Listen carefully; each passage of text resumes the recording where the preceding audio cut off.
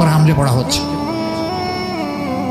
আমরা সাবধান করে দিচ্ছি, ইসলামী ব্যাংক যদি মাটির সাথে বসে যায়, সারা বাংলাদেশের অর্থনীতি গিয়ে পড়বে বঙ্গোপসাগরে।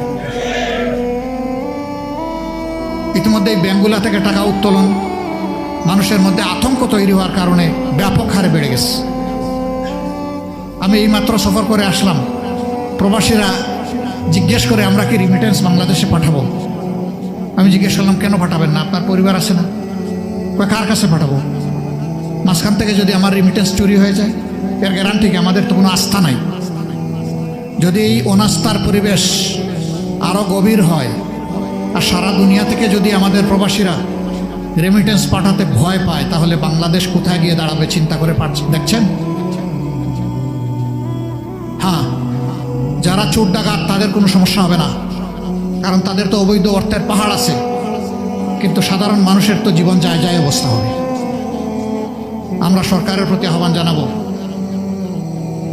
এই দুর্বৃত্তপনার দিকে আর আগাবেন না। বাংলাদেশ ব্যাংকে গভর্নর একজনকে বসিয়েছেন, সেই লোক একটা গার্মেন্ট ফ্যাক্টরির মালিক, এমডি। তিনি নিজে ব্যাংক্রাফট হয়ে গেলেন, ঋণ খেলাফি হয়ে গেলেন।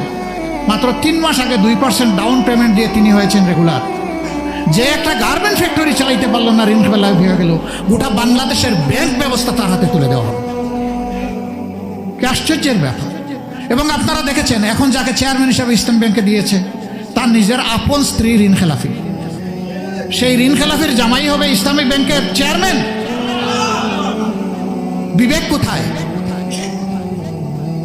এই দুইজনকেই অবিলম্বে পদত্যাগ করতে হবে। এই সমস্ত জায়গায় যোগ্য, দক্ষ, পরীক্ষিত, সৎ মানুষগুলাকে বসাতে হবে। দলীয় আনুগত্য দেখে দলখানাদেরকে যদি বসানো হয়, অর্থনীতি ধ্বংস হবে। একদল তো পালিয়ে গিয়েছে পাশের দেশে, বাকিরা কোথায় যাবে আমি জানি না। আমরা ওইটা চাই না। আমরা সংসদে প্রথম দিন দাঁড়িয়েই বলেছি যে আমরা নিরর্থক দামি বিরোধী দল হিসাবে এখানে থাকতে চাই না।